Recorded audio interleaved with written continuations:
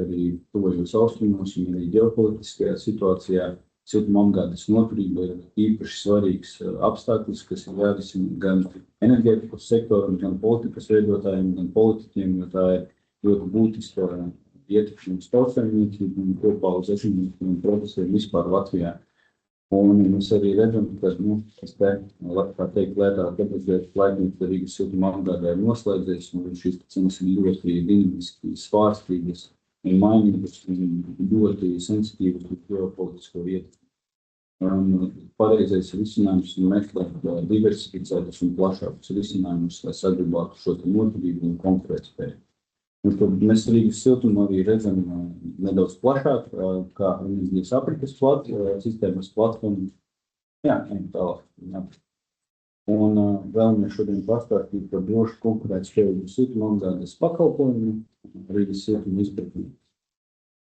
Tad šis ir prezentācijas darba plāns, nedaudz par darbības rādītājiem, salīdzinot ar gadu iepriekš un 24. 25. finanšu gadu. Finanšu gads mums iet kā kalendārai gads, no oktobra līdz oktobrim. Un tad par klientu sadarbību, siltumtīkliem, ražošanu, siltumenerģijas iepirkumu, tarifu struktūru un nedaudz arī nākotnē. Šis ir salīdzinājums tātad 23, 24 un 24, 25 finanšu gads, tātad esam uzlabojuši gan peļņas, gan dividendžu rādītājus, kas ir pieauguši gan uz pusi. Kopumā esam pārbūvējuši arī nedaudz vairāk siltumtīklus, kopā pārbūvēt un izbūvēt siltumtīkli 11,05 km apjomā. Un, kas ir ļoti būtiski, šeit ir jāskatās arī uz kubatūru. Aizvadītais gads bija rekordliels, mums pārbūvējam 3500 kubikmetrus siltumtīklu. Tas ir, un mēs veicām lielas pārbūves darbus maģistrālē, kas ir 1200 mm diametrā, tas ir viens no lielākajiem diametriem Baltijā. Tad, tas ir ļoti svarīgi, jo no diametra arī atšķirās gan izmaksas, gan arī darbu, šī dinamika un arī resursu piesaistes kapacitāte. Tas ir daudz apjomīgāk, daudz sarežģītāk pilsētas infrastruktūrā pārbūvēt šādus tīklus. Esam veiksmīgi pieslēguši 23 megavatus jaunu klientu. Tas ir aptuveni vidējais rādītājs katru gadu, 23 megavati, tā ir vidēja mēroga Latvijas pilsēta, kur mēs katru gadu pieslēdzam pie centralizētās siltumapgādes. Esam arī darbojušies inovāciju sektorā. Inovācijās šeit arī ir elektrodu ūdensildām. Mēs katrs tur veiksmīgi esam nodevuši aizvadītā šā gada februārī, pilnībā nodots un iekārta darbojas, lai spētu izmantot lētu elektroenerģiju un pārvērstu to lētā pieejamā siltumenerģijā un nodrošinātu drošu frekvences regulēšanu un balansēšanu kopējā Latvijas energoapgādes sistēmā. Šāda te iekārta ir pirmā Latvijā un lielākā Baltijā šobrīd. Un tā arī, kamēr mēs šobrīd runājam, elektroenerģijas tirgus cenas noteikti jūs sekojat līdz ir gan zemes, un vienkārši šobrīd strādā 30-32 megavati pieaugot. Tad, protams, esam uzsākuši papildus arī biokurnāmā uzskaitas digitalizāciju, lai efektivizētu procesus. Jauni ilgtermiņa aizņēmumi, veiksmīgi sadarbojamies ar Eiropas bankām un ir veiktas vairākas padziļinātās pārbaudes. Tātad tas arī liecina par labu uzņēmuma, pirms pārvaldību. Un esam optimizējuši arī darbinieku skaitu kopā ir samazināts 47 štata vietas, kas ir rezultējies arī 35 darbinieku samazināšanā, un tas ir uz efektivitātes rēķinu. Tad aišam tālāk. Ļoti mums svarīgs aspekts ir klientu sadarbības dinamika. Kaut kur ir informācija, kad vairāk atslēdzas no Rīgas siltuma, bet tas nebūs patiesība, tāpēc, ka pie Rīgas siltuma vismaz pieslēdzas 15 reizēm vairāk nekā atslēdzas, un šie atslēgumi arī ir tādi, kas iespējams ir uz kādu pārāvumu periodu, kad ēkas, piemēram, tiek renovētas. Mums ir arī daži tādi klienti, kas atslēdzas to brīdi, kad ar atbalstu tiek renovētas un siltinātas ēkas, un pēc tam piedalās atpakaļ. Šeit ir redzama tā dinamika, ka pieslēdzam katru gadu aptuveni vidēji šos 23 megavatus jaunu klientu.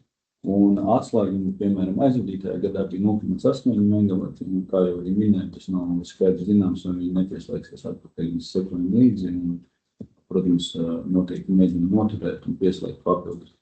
Un tad šis 23 megavati, kas ir rādītājs arī, kad lielākā daļa no gan daļā arī komercplatība izskata mūsu kā labu esmu pakalpojumu un konkurētspējīgi, un lielākā daļa jauno arī dzīvokļu pieslēdzas. Un lielākoties, kur ir izdoti tehniskie noteikumi, tad arī viņi izmanto mūsu pakalpojumu. Un klientu sadarbība, attīstības projekti, sadarbojamies ar Rīga Waterfront projekts, ir paredzēts ar kopējas slodzi 65 megavati, izbūves plāns 10 līdz 15 gadiem. Tur šobrīd notiek reāla infrastruktūras būvniecība, piemēram, pārbūvēja maģistrāli, kas traucēja projektu attīstībai, to tad attīstītājs pārbūvēja par saviem līdzekļiem un nodod mūsu bilancē šo te mūsu siltumtīklu, tas ir mūsu īpašumā. Tad par ārējiem līdzekļiem arī spējam pārbūvēt šo te sistēmu.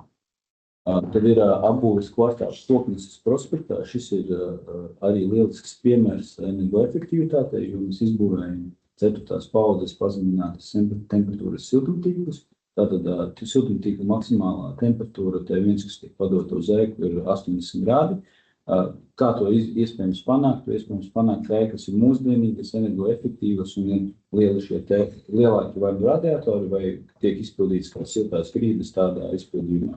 Jo, diemžēl, klasiskajās ēkās, kas ir mums lielākā daļa Rīgā, ir vajadzīgs daudz augstāks temperatūras režīms, un mums ir jānodrošina visiem klientiem tā iespējami baudīt un gūt pietiekumu temperatūru un labvēlību savās ēkās.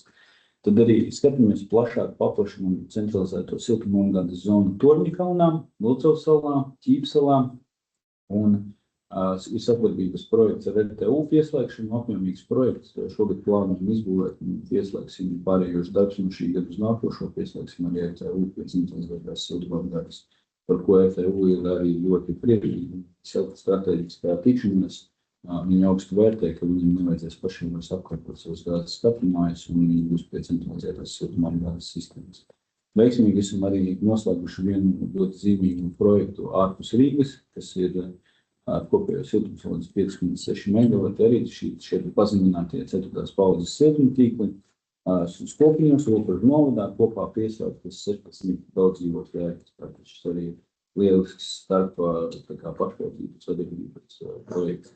Un sadarbībā ar Rīgas valsts pilsētu realizējam mazu gāzes skatumāju likvidēšanu. Tur arī piesaistīta Eiropas līdzekļi, tātad tiek likvidētas mazās gāzes skatumājas un pieslēgti šie objekti pie centralizētās siltumapgādes. Izpētāt tās mazās, par kurām mazajām ir runa šeit? Tur ir vairākas, tur kopā ir aptuveni līdz 7 iespējams objekti. Piemēram, tagad šogad plānots Biešu ielā ir tāda Torņakalna apkaimē arī neliela gāzes skatumāja. Tātad mēs pārbūvējam tīklus, paplašinamies, ekspansējam tīklu un pie viena arī sadarbībā ar līdzfinansējumu Rīgas pašvaldību pieslēdzam šo te objektu pie Jūs minējāt, Vesņogrāvi arī vēl. Jā, nē, viss kaut kur ir.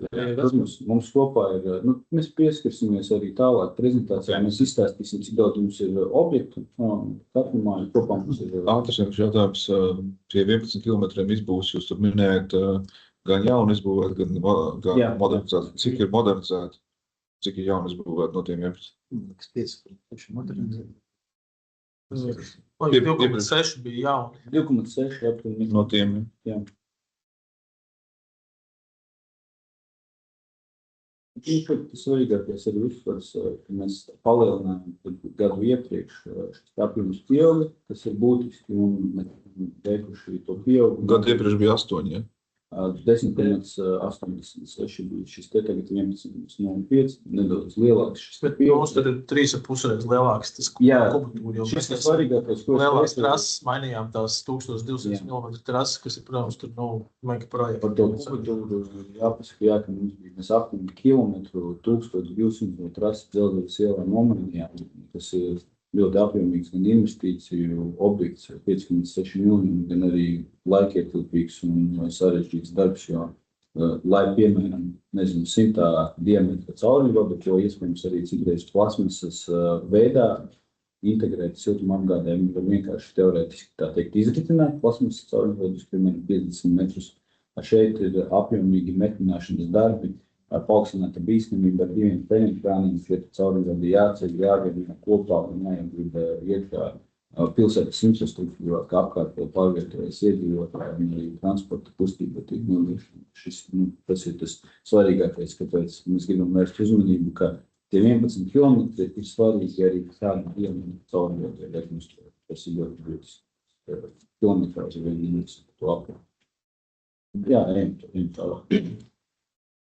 Jā, un tad es varētu nedaudz pāršķirt tapēt, par siltumtīkliem. Būtībā šajā slaidā jūs varētu redzēt galvenos tādus faktus un tehniskos parametrus par siltumtīklu stāvokli un eksploatāciju. Daļa no viņiem patiesībā Kalniņa kungs jau minēja, taču to, ka es vēlētos īpaši uzsvērt un izcelt, ir šī siltumenerģijas piegādes nepārtrauktība. Ja, tie ir dati par pagājušo finanšu gadu 99,9%. Tas patiesībā tiešām ir tāds lielums, uz kuru mēs ejam, ar kuru mēs lepojamies.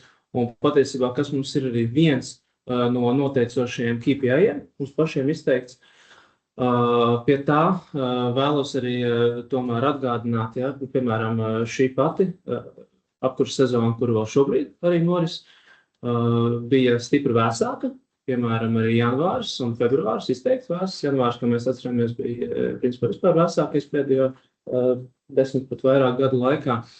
Un taču, kas ir labi, kad arī janvārī, kad mums būtībā nebija liela siltumapgādes traucējumi un patiesībā visus avārijas darbus, kas mums bija, mēs spējām novērst pašu spēkiem ar Rīgas siltums remonta dienestu.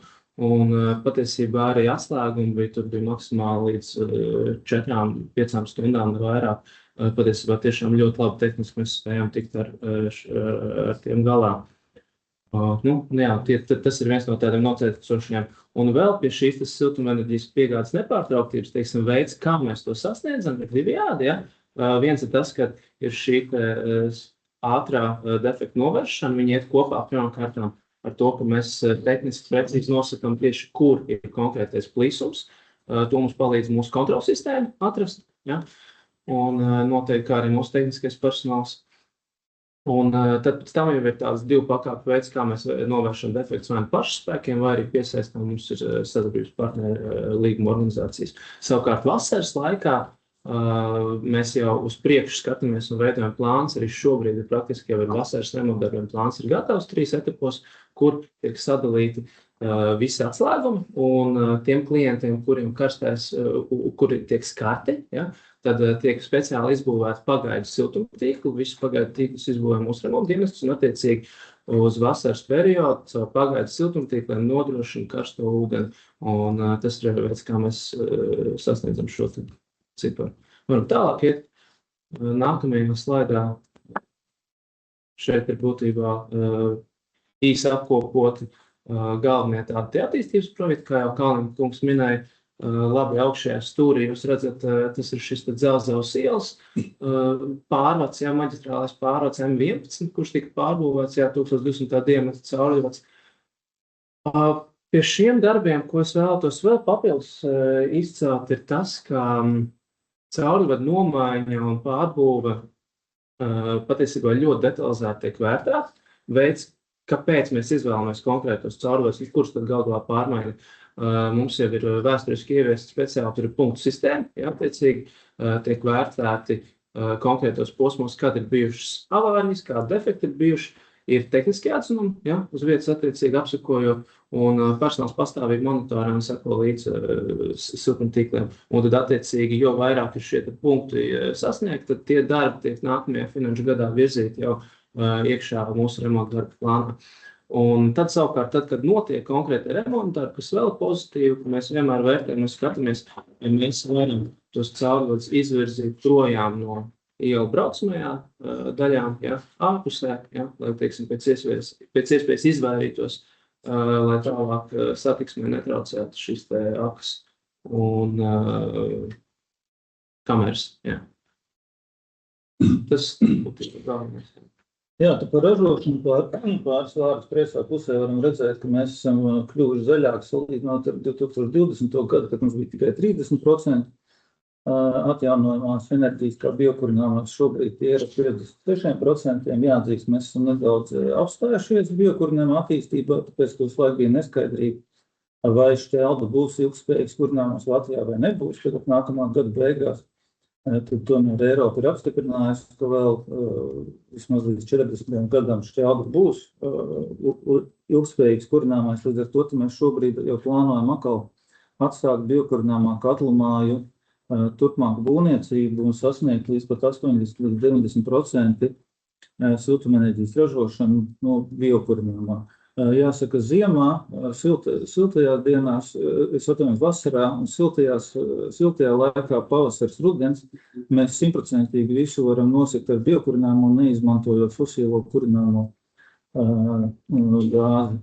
Labā pusē augšā varam redzēt, mums arī saules enerģiju mēs ražojam, tas gan ir, to mēs ražojam izmantojot pašvajadzībām.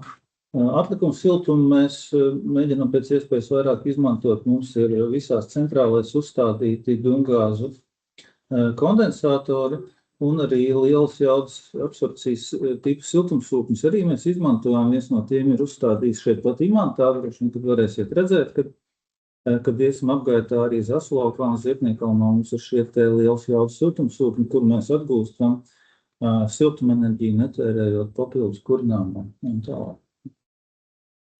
Tad arī, ko jums būs iespēja apstīties, tātad mums ir šī gada sākumā nodots eksploatācijā, kā Alfs jau pieminēja, mūsu pagaidām lielākais Latvijā elektroūdens sildāmais katls. Tas mums pašiem ir tāda inovācija, tādā ziņā, ka tādas iekārtas mums nav bijušas un varbūt ir vieglāk saprast, kā var ražot siltumenerģiju, tad, kad ir zemes elektroenerģijas cenas, bet līdz šim mums pašiem nebija īsti skaidrības, kā mums būs ar balansēšanu. Balansēt augstsprieguma tīklu, jo pat taisnā mēs esam pieslēgti arī pie augstsprieguma tīkla, un gan ātrā AFRR, gan lēnā MFRR balansēšana šobrīd notiek ļoti labi. Mēs esam labi iesākuši, to parādīs arī, šeit pamatdati, tātad 49 megavati, kas ir svarīgi, šis elektrodu katls no 0 līdz maksimumam var ieskrieties 90 sekundu laikā. Salīdzinot šķeltas katlamājas, kā jūs jau esat dzirdējuši, tas ir 12, 14, 15 stundas, kamēr no 0 un iekurina cilvēks kā kurti vai aizlicina. Šeit šis ir ļoti liels ātrums. Te vienkārši atsjautājums, jūs teicāt, ka 32 megavati viņš šobrīd strādā, kāpēc ne 49? Tāpēc, tas ir arī izskanējis arī jūs kādos komentāros, kad viņš šobrīd nestrādā uz pilnu jaudu. Viņš arī sākumā nebija plānos, ka viņš šobrīd strādās uz pilnu jaudu.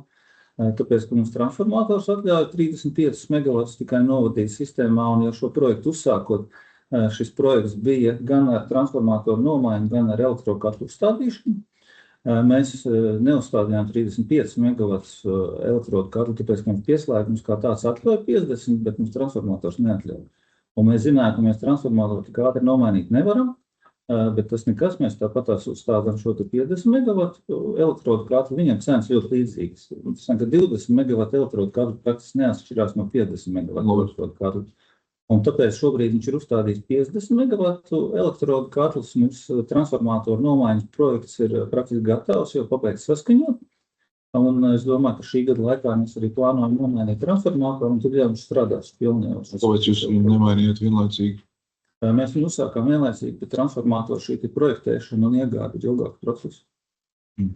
Nē, ka jūs paziņojat par viņas nodošanu un strādāšanu publiskā telpā TV3 ziņās bija 24. gadā.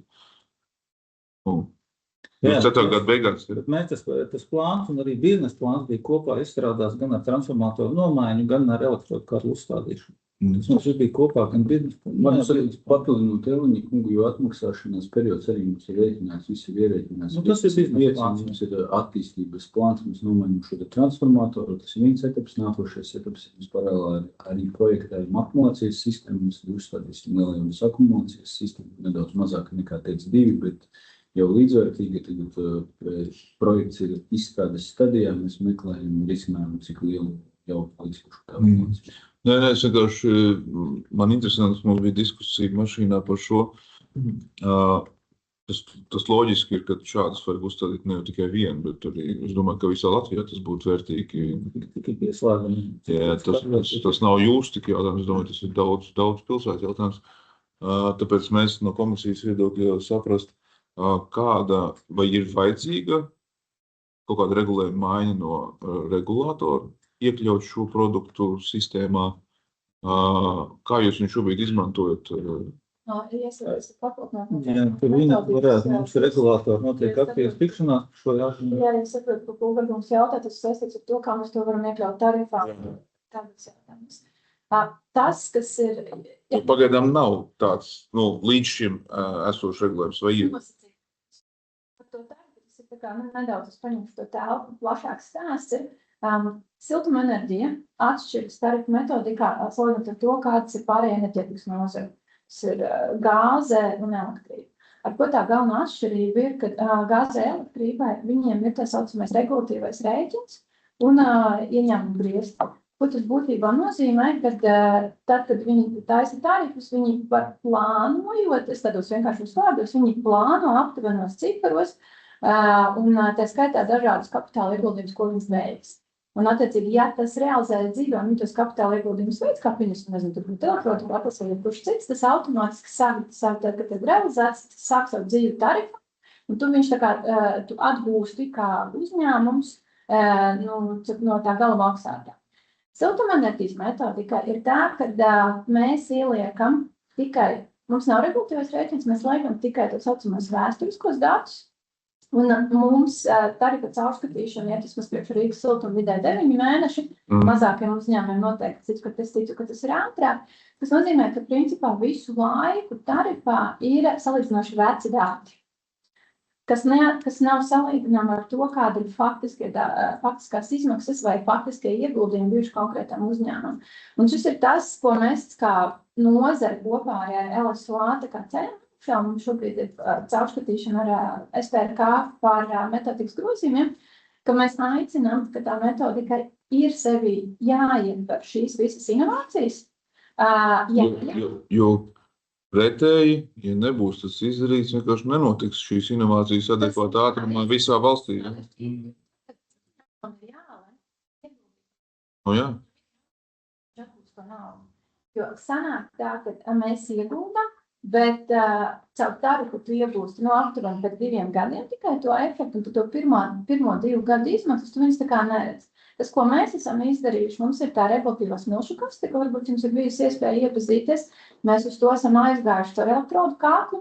Es nevaru teikt, ka tur ir viss perfekti, tāpat laikā tas ir labs veids, kā vismaz kaut kādā daļējā veidā, to jautājumu tā kā risku minimizēt. Man tieši šis jautājums visu laiku bija galvā, ka man liekas tas tāda bremze, ja nav atrasināts, un tad kurš pirmais to celmu laušanu taisa? Ir apstiprināšana regulātoram izmaiņas metodikā. Viņas jau ir bijušas vairākas tās saruna ciklums. Nākošais 4 dienu mums ir tā kā nākošais. Es zinu, ka regulātors ļoti drīz plāno viņu arī apstiprināt. Mēs vēl joprojām komentējam par to, ka mūsuprāt tāda lieta kā novietojums, jo mēs runājam par novietojumu, ko ieliek tarifā, viņai ir jābūt tādai aktuāla katru gadu atjaunot, nevis tikai tad, kad iesniedz lielo tarifu projektu, lai tas būtu mazāks administratīvais sloks gan siltumes apgādes uzņēmumam, gan arī īstenībā regulātoram, jo tarifu caurskatīšana tas prasa laiku. Tā kā abās pusēs. Te nebija jābūt tādai proaktīvai, ka darbībai no regulātora? Viņi nav pārāk smagnēji? Šo jauno pasākumu vispār. Es nedomāju, ka tas ir vienīgais, te būtu vēl kaut kāda risinājuma. Ja es no savas puses komentētu, tad tas, protams, nav mūsu lauciņš, tas vairāk ir regulātora lauciņš.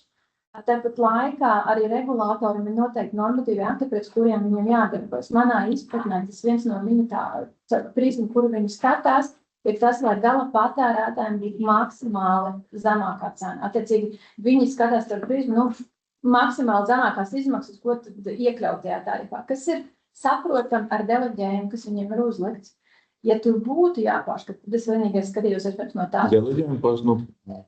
Skatīties no tās puses, bet no otras puses skaidrs, ka viņi ir tā kā, viņiem ir jāaizsargā patērētājs, maz to visi saprot, un tā ir tāda, veselīgai diskusijai jābūt, lai, nevar būt tikai komersanta pusē, bet, nevar būt arī tikai, patērētāja pusē. Jā, jo nākošais jautājums būs par akumulātoru, ko jūs tagad, liksiet, un tā miedarbība kopā tajā visā stāstā. Jā, jo tas, kas vēl šeit ir būtisks, to regulācija mums pasaka, ir minimālās stundas, cik daudz ir jāstrādā konkrētā iekārtā. Skaidrs, ka elektrodu katlu tu nevari. Jo tur nezināms, tā ir viena lieta. Otra lieta savukārt, tad, kad tu veic tarifu prognozi, tev ir jāpasaka savs ražošanas plāns. Tu pasaki, ka tā kā mēs te sākam 45% mēs ražosim ar gāzi, 55% ar šķeldu, cik mums vēl kaut kāds procentiņš būs ar elektrodu. Tas, ko metodika ļauj, ja gadījumā cena ir bijusi mazāka, nekā mēs bijām plānojuši, mēs to visu starpību saskaitam, nākošajā gadā. Savukārt, ja ir uz otru pusi, mēs saskaitam, kā šogad mēs atgūstam. Bet tas, ko šobrīd šī brīža metodika neļauj, ja gadījumā proporcija mainās. Jo tur skatās savs no cenas. Un tas ir tas, ko mēs arī aicinām regulātoru, kad ir jāpaplašina ne tikai cena, bet jāskatās arī tieši tā proporcija, jo tas var palīdzēt vairāk ienest dažādas inovācijas nozarē. Es galīgi nevaru teikt, ka regulātors ir pret to, bet tas gala metodika viņi vēl nav apstiprināta. Nu, lūk, ja tik mainīgiem vispār tehnoloģiskiem visiem apstākļiem patiesībā būtu bijis vairāk iniciatīvai, jābūt atvērtībai uz to tehnoloģijas iespējām, ne? Nu, jo daudz, kas jau šobrīd ar akumulāciju šīm eksperimentiem, arī Somijas piemēra, dažādu veidu akumulācijām, nu, tas viss neattīstās, ja mums iestagnējusi tas ietvars, vai ne? Nu, jūs esat investējuši, bet vēl īsti...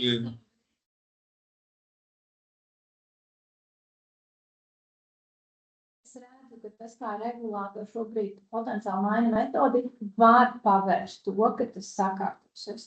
To, vai tas sakārtos, protams, mēs zināsim pie gala redakcijas metodikas, bet tur ir potenciāls. Teiksim, ir labs pozitīvs potenciāls tajā regulatīvās vides elastībā. Viņš kļūst plašāks. Un par šo mēs arī, piemēram, par akumulācijas tvertni. Tur ir vienkāršāk, tāpēc tā akumulācija palīdz mums labāk balansēt mūsu resursus. Elektrodu katls strādā ik pēc 15 minūtēm, viņš var ieslēgties, izslēgties, viņš ķer labāko cenu. Un tad strauji jāpalaižās. Tas ir mūsu iekšējās efektivitātes uzlabojums, un ar akumulāciju mēs vairāk spēsim aizstāt šo darbu dabasgāzi ar lētu elektrību. Tur jau ir arī investīcija, tas, ka tur jau ir tas, kā regulators skatās uz investīciju. Investīcijas atbūt. Es par to domāju. Labi. Jā, tad nākamais slaids gribu.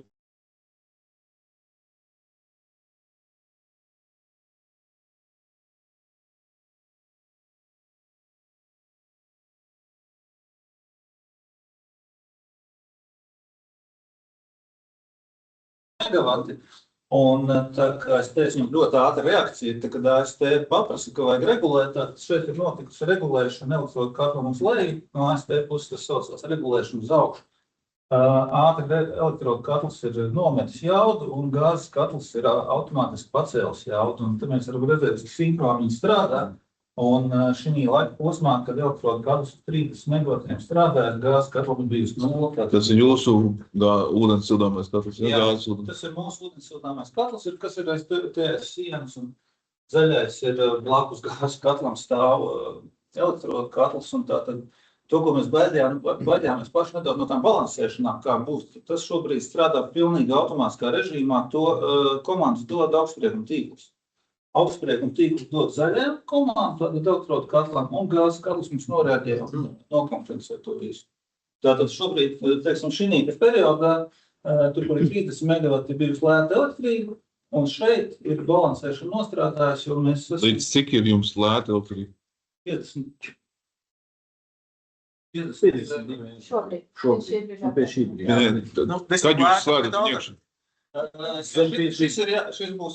Tas ir pie mūsu gāzes cenas. Tagad gāzes cenas iet augšā, mums neiet, tāpēc, ka mēs jau runājam, ka mēs jau nopirkuši tajā, kur sezonā jau pagājušajā pavasarī.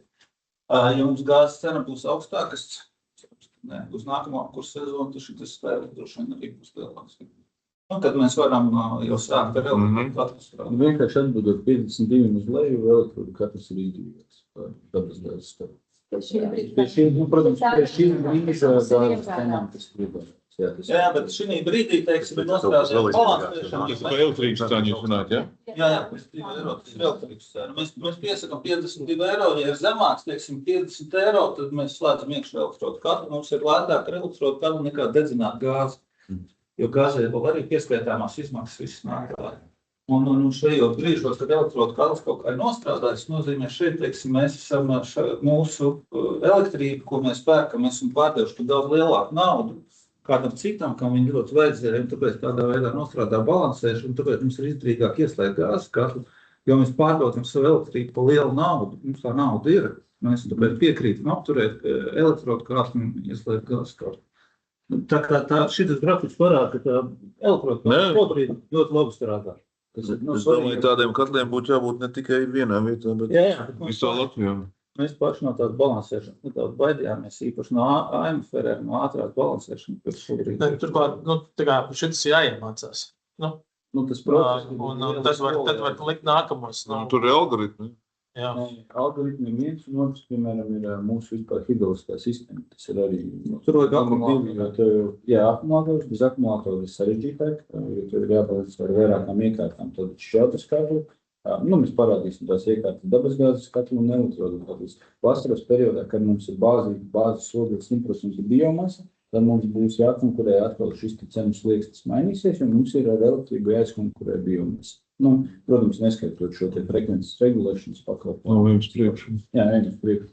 Jā, šito varbūt īsi, pēc kā mēs skatāmies un mēģinam ieviest pēc iespējas vairāk inovācijas, tieši šķeldas aprits digitalizācijā Rīgas ūdeni runājam par siltumu atgūšanu no notekūdeņiem, tā skaitā no Daugavgrīvas attīrīšanas iekārtām, te visi pārējie, es domāju, īsti nekavējamies ejam tālāk. Svarīgākais, ka mēs digitāli dviņi arī. Jā, tas var būt. Par tarifu nedaudz runājām bišķiņ jau par metodiku. Ja mēs skatāmies par tarifu to saucamo pīrāgu, tad mums vairāk kā 70% esošiem tarifam ir mainīgās izmaksas. Attiecīgi mazāk kā 30–27% šeit ir fiksētās izmaksas. Kas ir fiksētās izmaksas? Tas ir, protams, mūsu personāls, ar personāla saistītās izmaksas, tas ir nolietojums, iekārtu uzturēšana un arī pārējās izmaksas, kas ir vajadzīgas uzturēšanai. Par mainīgām izmaksām, skatāmies, daļa ir mūsu pašu kurināmais, kas ir gāze, šķelda, elektrība lielākoties, bet lielākā daļa, protams, ir pirktā siltumenerģija. Ja mēs skatāmies mūsu tarifu, tad vairāk kā 70% mūsu gala tarifu ietekmē tieši kurināmā cena, enerģētikas cena, siltumenerģijas cena, un no tā 70% savukārt ir tas, ko mēs iepērkam, tieši labajā krastā. Un no tā savukārt arī, ja mēs skatāmies, protams, lielākā daļa ir tas, ko mēs iepērkam no Latvenergo, un tur ir ļoti liela korelācija tieši ar gāzes cenām. Jā, ejot tālāk, tas, kur nedaudz tam, kam es jau ir pieskāros par to, kāds mums ir tā konkurējošā zona un nekonkurējošā, kad Latvenergo mums nekonkurējošo daļu sastāda aptuveni 70%, savukārt konkurējošā ir 30%, tur ir visi pārējie ražotāji. Mēs noteikti varam iet tālāk. Retu. Jā, tad viens siltumenerģijas tirgu šogad, es sapratu, kā Kulberkungs teica, ka mēs tirgu tagad varbūt nākamajā sapulcē dziļāk iedziļināsim, es tā sapratu, jo tas ir ļoti dziļais jautājums. Mums te viens īsais slaids, kad šobrīd šo gadu mēs tātad konkurējošā jona ir zaļo līniju nodalīt uz leju, tas mums ir ikdienas iepirkums, mums kā arī vēsturiski nedēļas vairs nav vispār nekā pagājuši, bet pārgājums ikdienas iepirkumu. Un šobrīd šis ikdienas iepirkums nodrošina to, ka, ja Latvenergo rodās atlikums siltumenerģija, viņam ir iespēja pilnībā visu konkurējošo zonu, pilnīgi visu, kas Rīgai nepieciešams nodrošināt ar atlikumu siltumenerģiju, ko mēs droši vien arī esam dzirdējuši. Mēs šogad esam panākuši vienošanos ar Latvenergo, kur mēs daļu siltumenerģiju nekonkurējošā apjomā, kas ir ārpus konkursu, nopērkam par zemāku tarifu nekā Latvenergo. Par zemāku cenu nekā Latvenergo tarifs. Līdz ar to mums bija iespēja arī samazināt sākuma cenu šai te izsolē, kas ir ikdienas iepirkumā, kas pagājuši gadu bija Latvenergo tarifs, bija noteikti sākuma cena soli uz leju.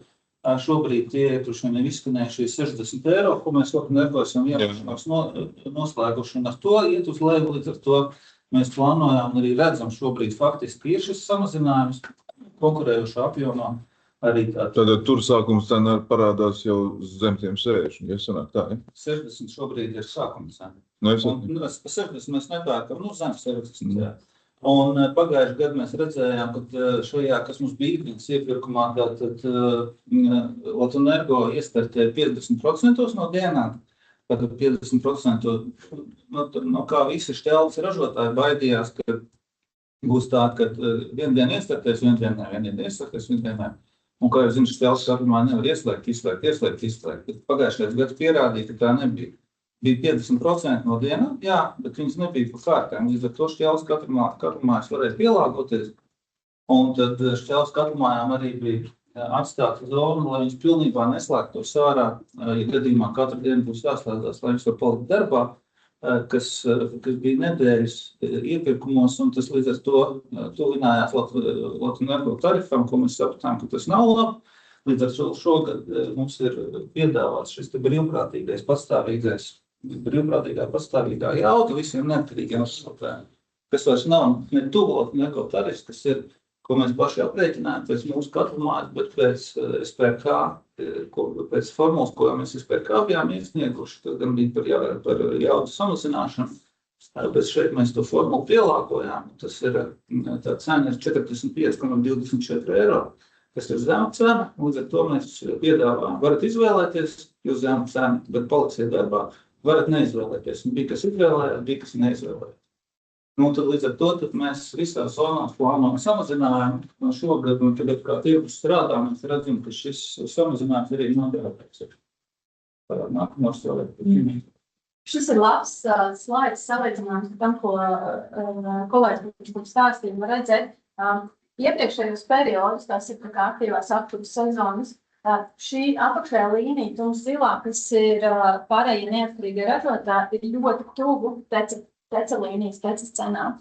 Tas, ko mēs redzam jau šajā apkurses sezonā, tā starpība ir krietni būtiski lielāka palikusi, kas nozīmē, ka mums ir izmantošu vārdu iespēja bijis atbloķēt to cenu no gāzes. Šeit arī jūs redzat to starpību, šī gan ir enerģētiskā krīzes gads, kad ir bijis cits regulējums tieši tā cenai.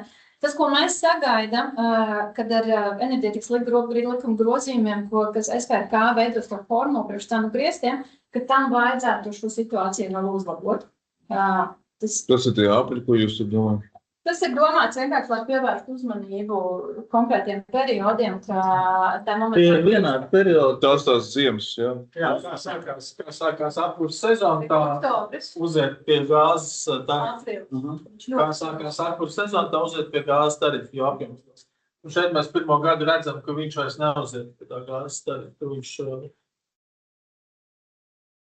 nav nekorelē tik cieši vairs. Un šis ir tas pamatojums, kāpēc mēs redzam par to svarīgu. Mēs komisiju to prezentāciju varam iegūt? Jā. Jā, Jā, noteikti. Un mēs par to iepriekšējo, par tiem apiem mēs redzam, ka svarīgi ir šī te neatkarīgo cenas griestu noteikšana, kas nav atkarīga no dabasgāzes cenas, kas ir būtiski, jo tas tirgus daļā uzlabo šo te rezultātu. Ejot tālāk, šis ir labs slaids ar energoresursu cenu izmaiņas dinamikām, kādas ir bijušas salīdzinot ar to, kas ir bijis 18. un 20. gadā. Redzam, kā ir audzis pirmā rindiņa Rīgas siltumtarifs, savukārt dabas gāzes, teca, attiecīgi kvotu, vispārējā tās izmaksas ir krietni vairāk auguši, nekā tas ir redzams arī Rīgas siltumtarifā. Mēs fakti esam arī spēlējušies ar cipariem, ja, piemēram, 20. gada tarifā iekļautu esošās, vai otrādi, vai ja šī gada tarifā iekļautu 20. gada tarifa gāzes, attiecīgi siltumenerģijas cenas, mēs nonāktu līdz tarifam, kas ir zem 50 eiro. Ar ko tas nozīmē, ka tās iepirktā kurināmā visa enerģijas resursu cenas ir tā kā krietni palielinājušās, salīdzinot to, ka tas ir bijis iepriekš. Tālāk, Ivo. Šis ir labs slaids dinamikā, kas parāda mūsu, tātad katrs datums ir tas, kad mums ir tika apstiprināts jauns tarifs. Un ko tur var redzēt, apakšējā līnija, tā pelēkā, tas ir mūsu pastāvīgās izmaksas. Jā, viņas ir mainījušās, jo, protams, savu nolietojums ir kaut kāda inflācija, bet viņas ir salīdzinoši stabilas. Redzam, ka ir tās lielākās izmaiņas tajā spilgta zilajā, kas ir mūsu pašu kurināmā izmaksas, un tā tumša zilajā. Un skatās tieši šo periodu, kas ir 22. gads līdz pat 23. gads, tas ir tas enerģētikas krīzes gads, kad arī, protams, lielākās enerģijas cenas bijuši, un tas ir, diemžēl, ietekmējis tarifu. Tas, ko, protams, droši vien visi mēs ceram, ka šī brīža enerģijas cenas, viņas tādā veidā neaizies uz priekšu, un ka tomēr tirgus stabilizēsies. Jā, tad pēdējais ir energoresursu bilance šodien un nākotnē. Šodien ir biokurināmais aptuveni Rīgā 35% un, diemžēl, 65% ir dabasgāze. Ko mēs šodien redzam, arī dabasgāzes tirgus krasajās izmaiņās noteikti būs pamatīgi ietekmi uz tarifiem un arī tātad uz gala tautsēmniecību. Līdz ar to mēs redzam potenciāli atjaunojumiem energoresursiem, nevis vienam veidam, bet dažādiem. Piemēram, biomasa, tas ir vietējais energoresursu, prognozējuma cena, saprātīga piegāde, pieejamība, un tātad mums ir jārod iespējas efektīvi izmantot pēc iespējas sliktāku biomasu, pēc iespējas efektīvāk, un kas ir vietējais kurināmais, neatkarība, drošība un arī cenu stabilitāte. Protams, ir atkritumu reģenerācijas jautājums, kas Latvija ir viena no tām valstīm, kur nav atkritumu reģenerācijas iekārtas. Mēs redzam, ka atkritumu reģenerācijas attīstību varētu veicināt arī stabilu, noteiktu apmaksātu jaudu dēļ atkritumu otrreizējas pārstrādes par siltumu un elektroenerģiju.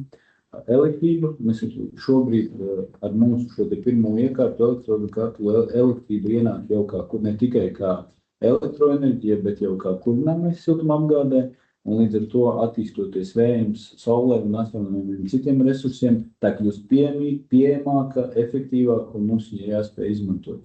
Atlikums siltums, protams, ir jāspēj paņemt viss pieejamais atlikums siltums, kas ir arī ekonomiski pamatots un jāintegrē iespēju robežās centralizētajā siltuma apgādē. Un lētāki, kas ir būtiski uz atjaunojumiem resursiem, ir lētāki un pieejamāki finanšu resursi, jo dabasgāzi mēs esam saskārušies fosilām kurināmajām, ir ļoti grūti dabūt kādu līdzfinansējumu vai arī atbalstu no bankām. Pirmais jautājums, ko arī Eiropas bankas izskata, kāda ir atjaunojumu energoresursu proporcija mūsu bilancē ražošanas. Tas ir ļoti būtisks aspekts. Un kā jau otrs, šis dabasgāze, kas ir fosilais kurināmais, mēs redzam, vēl joprojām ir spēkā Eiropas kurs, Latvijas normatīvi, atteikties no fosilā kurināmā. Mēs kā komersanti mums ir jāievēro šīs regulas un noteikumi. Un, protams, kas raisa arī ar vien sarežģītāku jautājumu par CO2 kvotām. Šobrīd arī ir atkal aktualizējies šis ETS kvotu jautājums par papildus kvotu piemērošanu arī mazākas jaudas iekārtām. Šis arī ir ļoti būtisks apstākļus, kas noteikti ietekmēs energoresursu cenu, ja pamatkurināmais būs dabasgāze. Un, protams, pieaugušās transportēšanas izmaksas un arī šis nestabilais stāvoklis ģeopolitikā, kad tuvie austrumi ir izraisījuši nevis pieejamības krīzi, bet cenu izmaiņu dinamiku.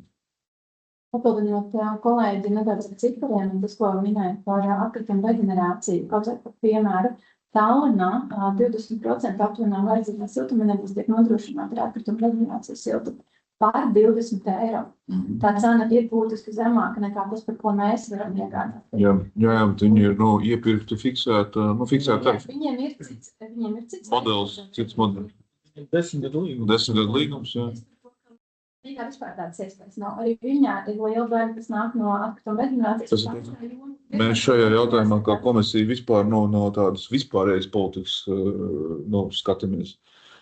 Tieši pareizi jūs pieminējāt, tāds modelis kā Rīgā nav nekur. Mēs nekur nevaram atrast tādu modeli, un tāpēc ir ļoti grūti kaut ko salīdzināt. Ja mēs skatāmies Igaunijas Tallinas piemēru, tad tur ir privātie komersanti, bet tad tur ir tenders, kurā ir vinējis, jūs pieminētais atkrituma reģenerāšana, tad ir 10 gadi, bet tur ir fiksēts tarifs, kur regulators stingri iestājās par to, lai tas būtu atbilstoši. Bet viņam viņš ir regulēts tarifs. Jā. Jā. Nu, jā. Es par to runāju, regulātoru. Konkursēts. Viņš nav, viņš ir regulēts tarifs. Zemākā cena. Bet tad tur sanāk objektīvi, kur privātais ir iesaistījies, bet tad viņam ir konkrēts laiks, ka to nodrošina. Mums sanāk tāds pseido modelis konkurencei, kurā tā īsti mēs nedabūnam no to, ko mēs domājam ar konkurenci.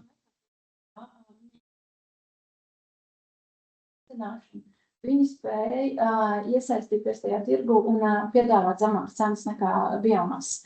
Tur savādāk tas strādā. Es arī nesaku, ka tas ir labākais, bet tādā ziņā es ticu, ka mēs Rīgā arī pie atkrituma dedzināšanas ienākšanas tirgu varam atrast veidu, kā mums par salīdzinoši zemām cenām spēt iekļaut modelī. Droši vien ir svarīgi, lai Rīga nonāk līdz tam atkrituma dedzināšanai.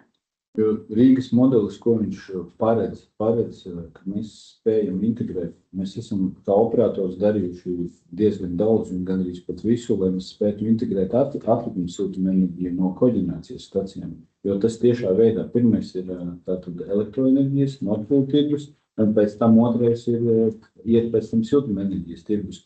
Šī mēs nepiekrist, ka jūs esat darījuši visu, lai iekļautu. Tur tajā grafikā varētu ilgu laiku nav bijis.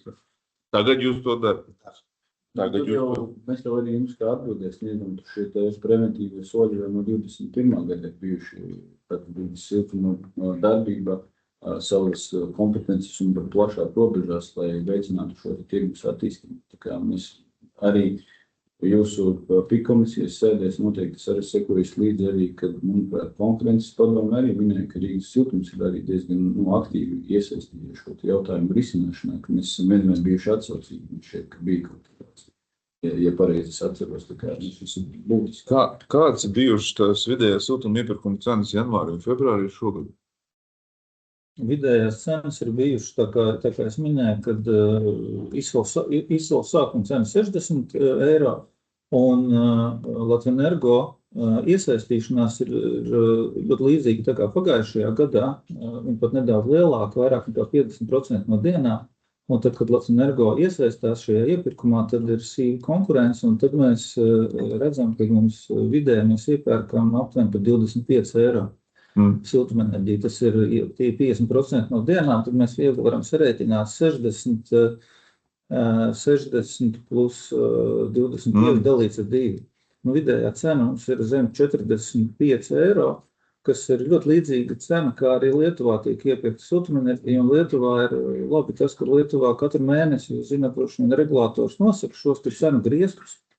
Tāpēc mēs arī gribējām, lai Latvijā tā ir, un paldies Tautssaimniecības komisijai, un šobrīd arī pieņēma tātad Saeimu, tos šīs izmaiņas, skatīsimies, ko regulators sarēķinās.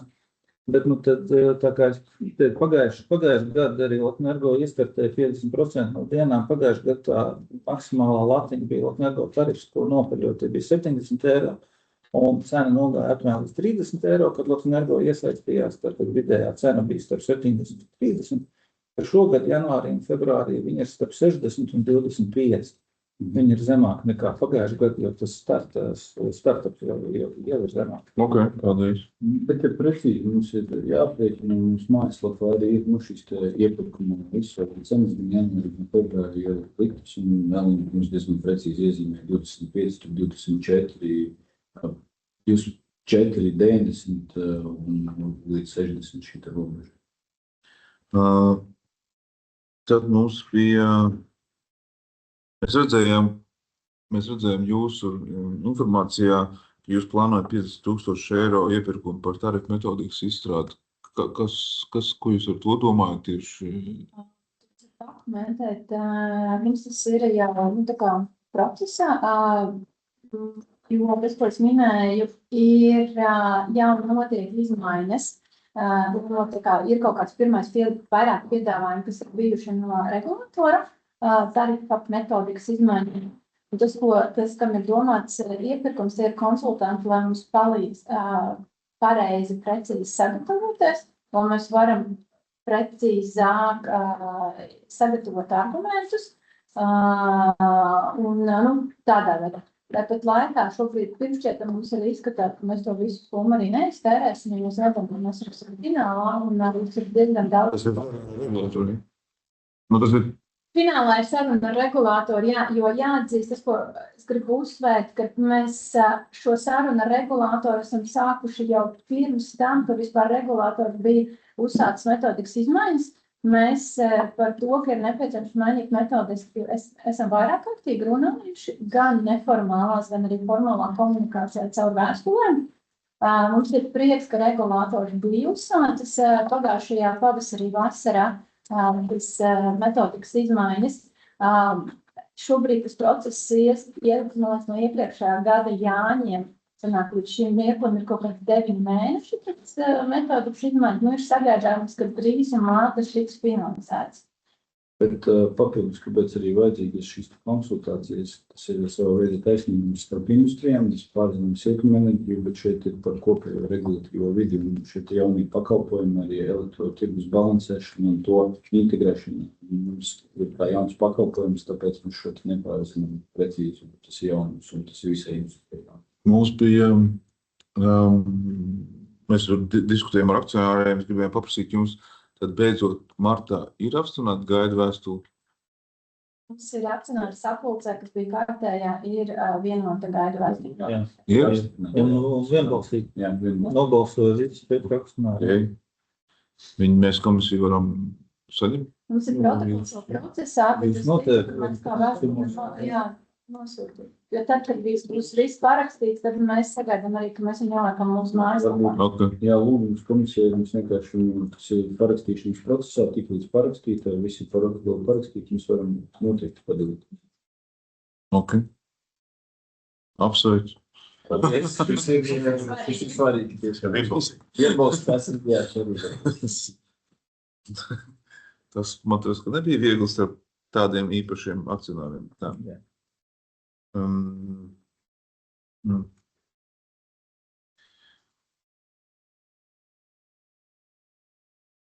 Četri akcionāri. Latvenergo jau ir 0,8%. Nē, 0,8%. Aizmirst.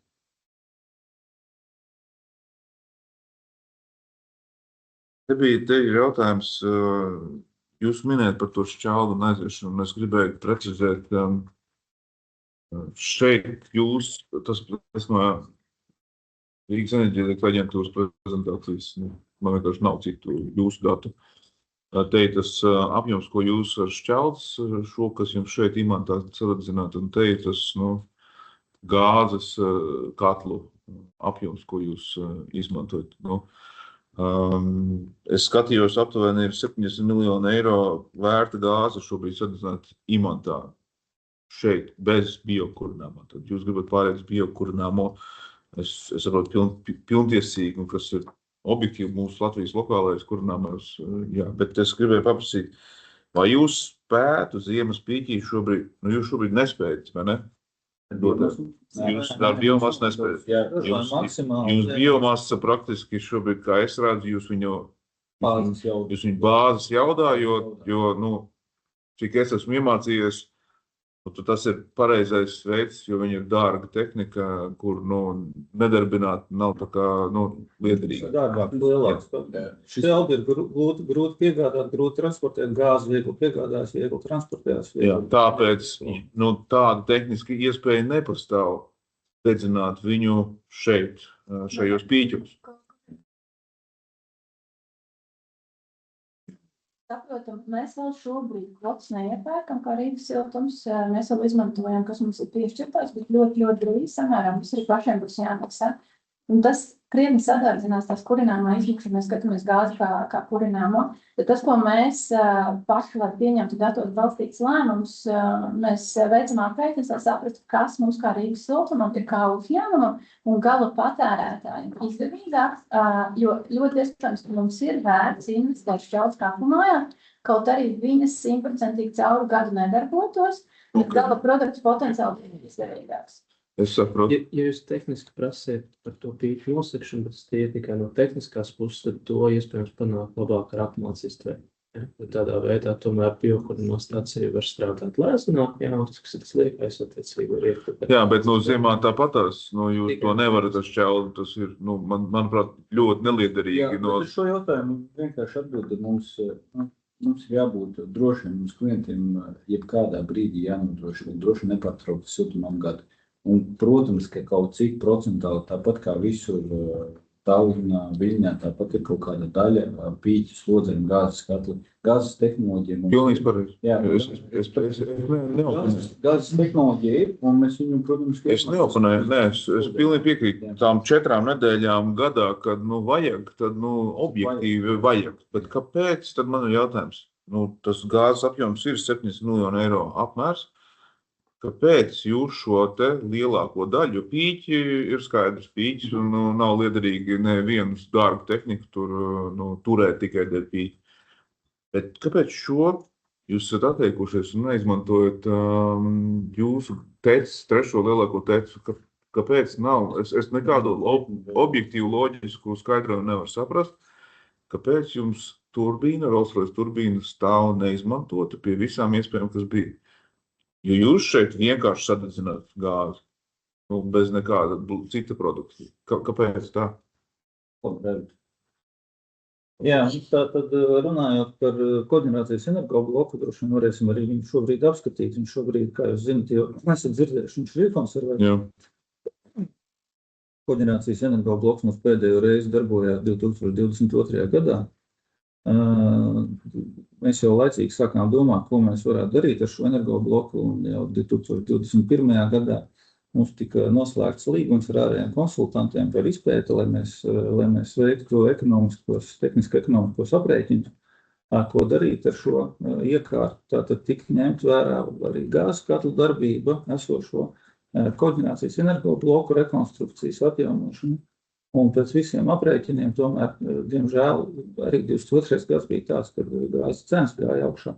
Diemžēl izrādījās, ka mums nav ekonomiskā pamata viņu atjaunot. Visas šīs koģenerācijas, lielie koģenerācijas energobloki, kā jūs zināt, arī TEC šobrīd saņem atbalstu, tātad obligātā iepirkuma atbalstu, arī Imantē. Imantē, kad strādāja, tad arī Imantē bija obligātā iepirkuma atbalsts. Visas šīs gan šķeldes, gan gāzes katlumājas lielākā daļa ir ar atbalstu uzcelts. Šobrīd arī labajā krastā, kas mums ir Gren, katlumāja arī darbojās, joprojām ar obligātā iepirkuma atbalstu. Tas ir Rīga Vest, viņi arī tika būvēti koģenerācijas stacija, kas būvēti atbalstam, bet viņi laikā nepaspēja nodoties. Viņi arī enerģijā kaut. Tur bija visādi peripētīs, bet viņam atbalstu atņēma. Tā ir tāpat ir mūsu Ziedniekalna stacija, kas mums šobrīd darbojās. Arī tika izbūvēta ar valsts atbalstu, kas parāda to, ka, ja ir valsts atbalsta, tad šādu rekonstrukciju var veikt. Mums šis aprēķins parādīja, ka, ja nav valsts atbalsta, tad tas neatmaksājās. Šobrīd ir mainījušās gan gāzes, gan elektrības cenas.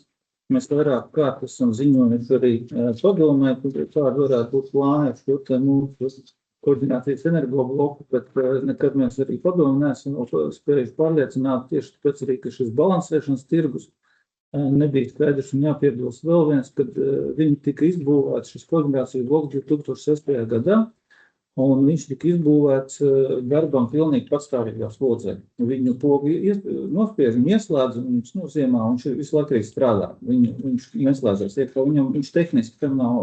Jā, bet es vienkārši veiktu aprēķinu, ja investētu jaunā, modernā, kas ir ar ātru ieslēgšanos, ātri reaģējuši gāzes turbīnu, jo jums jau līdz šim jūs pelnījāt, es skatos, jūs pelnījāt nopietnu naudu no elektrības izstrādes, kas vēl bija pirms visiem pīķiem.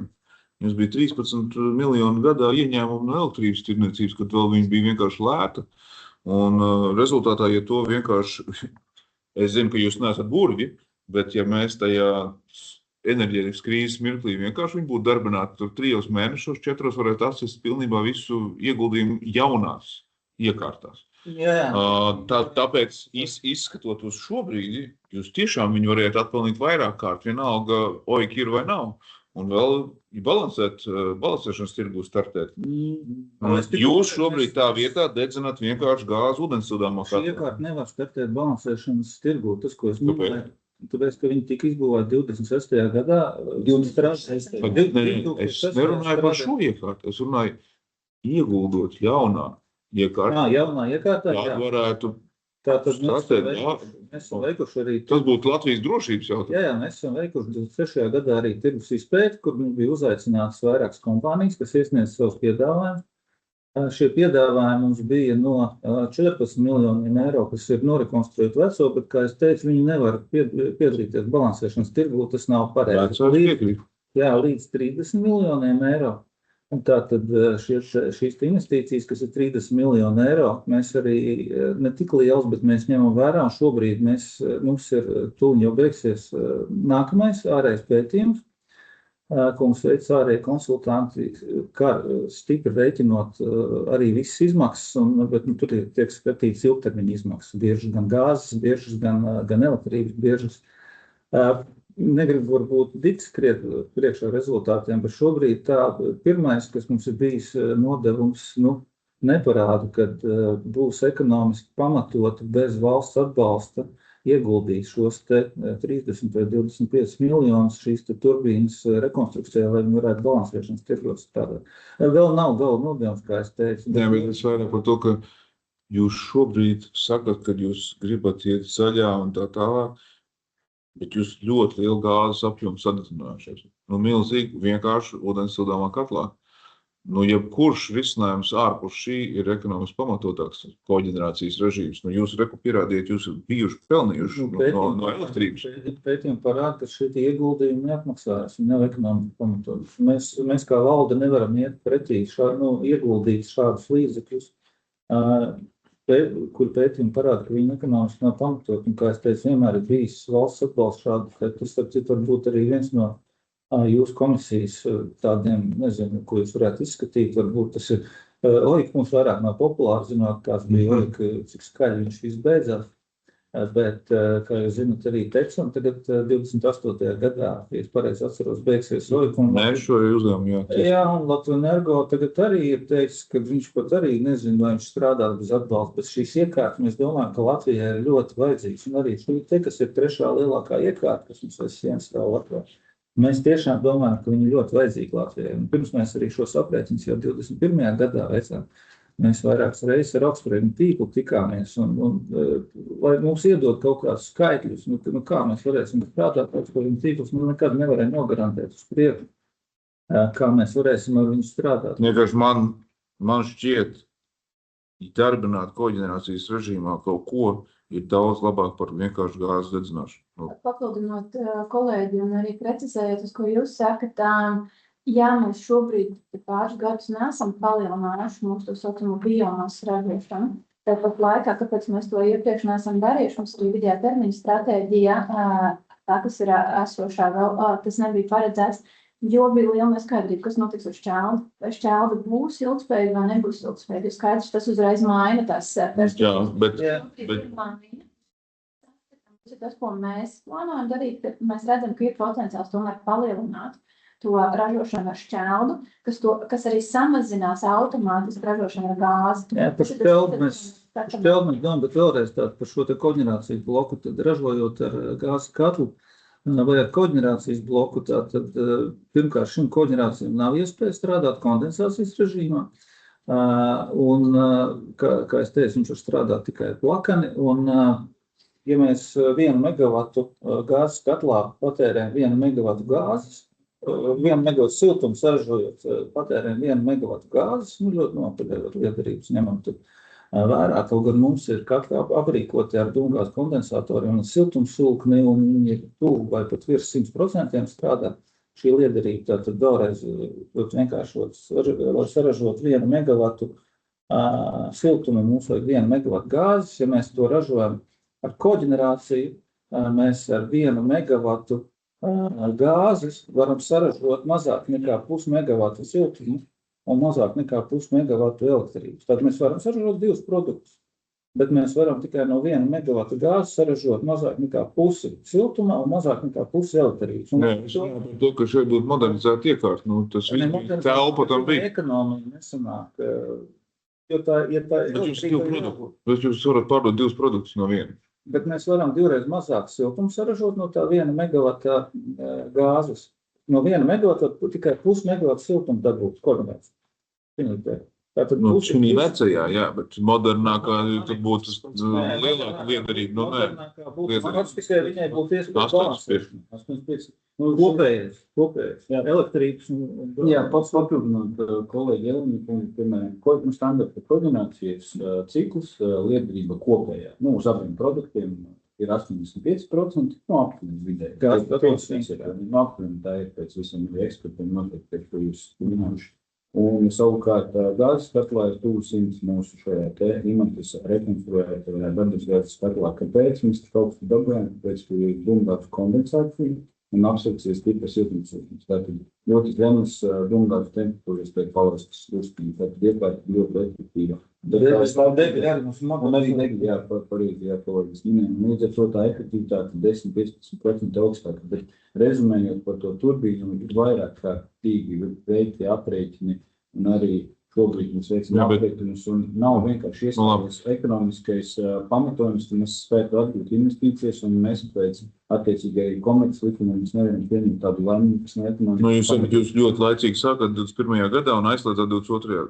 Uz šādām lietām lēmums pieņem 4 gadus pirms. Neviens nepieņem gadu pirms. Iekārtu pasūtīt, izstrādāt visu ir 4 gadi.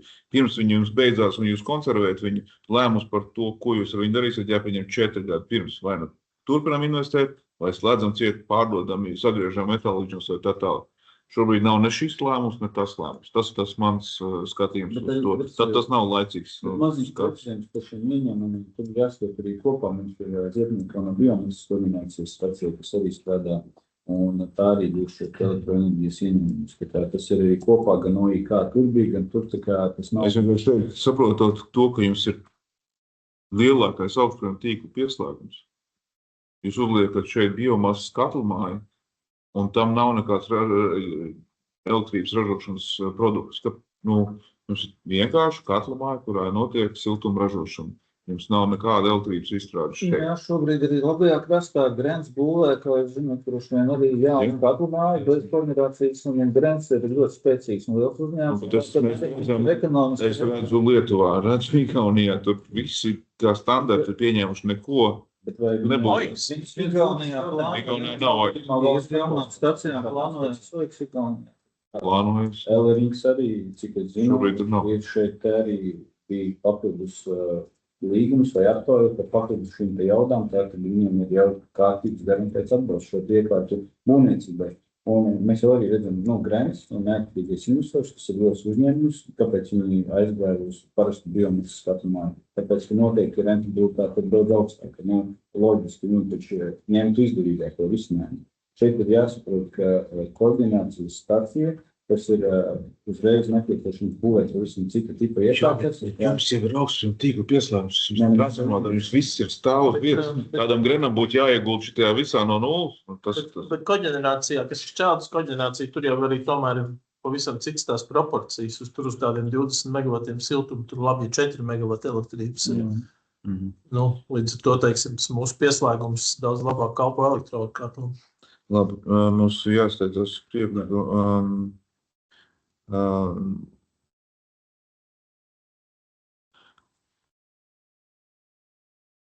Tad jums ir saņemti eksperti atzinumi par Rolls-Royce turbīnas remontu atzīšanu ar citu vai aizstāšanu ar citu energoresursu? Mums ir saņemts tas, ko mēs pasūtījām 21. gadā. Mums ir saņemti tirgus izpētes rezultāti, kur mēs tātad vēlreiz precizējām apklaušanā, varētu teikt tāds.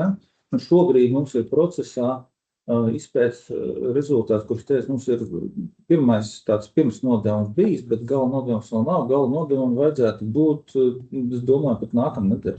Tuliņās vēl. Mēs neesam pretinieki jums.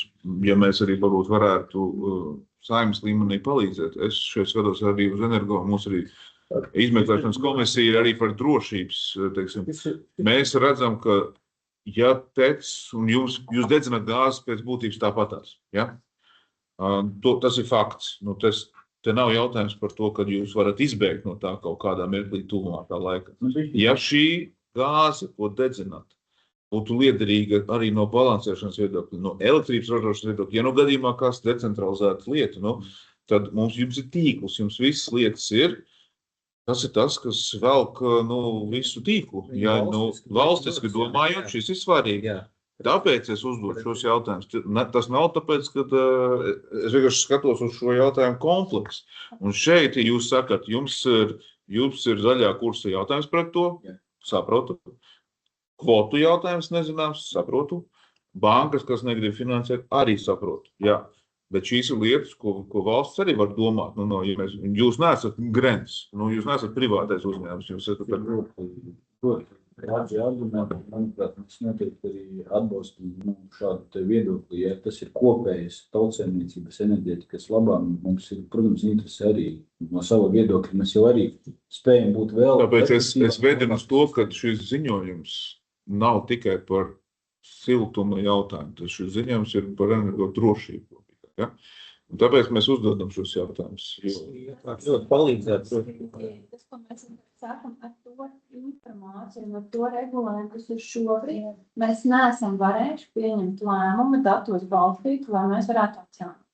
Tas, ko jūs sakat, ja tiek veiktas kādas izmaiņas valstiskā līmenī un ir kaut kāds varbūt papildus deleģējums, papildus uzdevums, tas jau ir citas sarunas. Tas ir arī tas, ko var datos rēķināt un citādā veidā jau pamatīt. Piemēram, ar Igaunijas vienkārši sarunu, kas bija Igaunijas Utilities, man personīgi ar viņu vadību.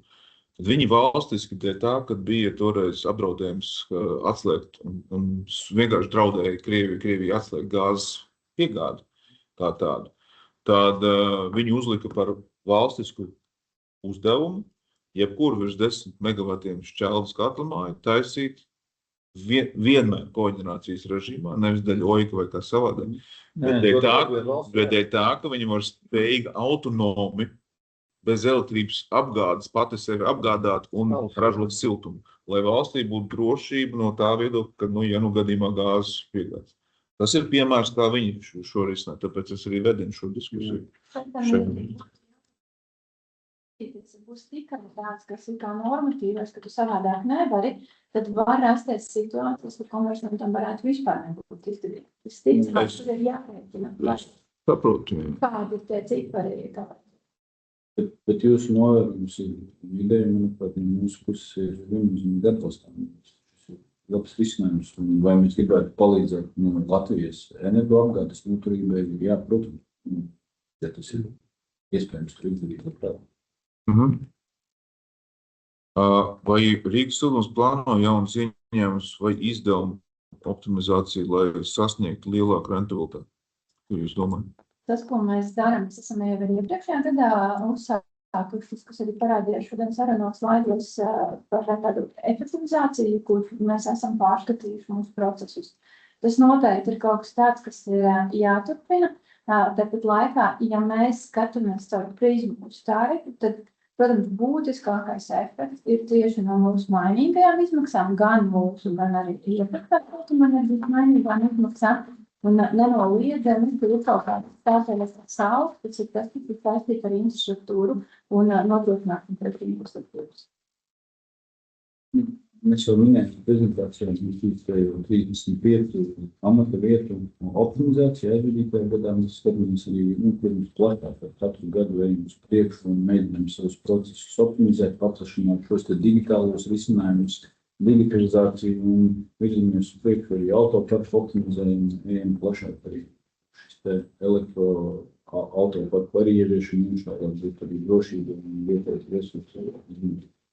Ok, mums varbūt ejam apgāt tā, ne? Jā, palīdēs. Jā, paldies. Tā mēs varam no Mēs atsūtīsim, jā. Mēs uzlādēsim kaut kādā YouTube. Jā, es domāju par to prezentāciju. Pirms mēs iesim maz drošības instruktāžu, ļoti īsti noklausīties.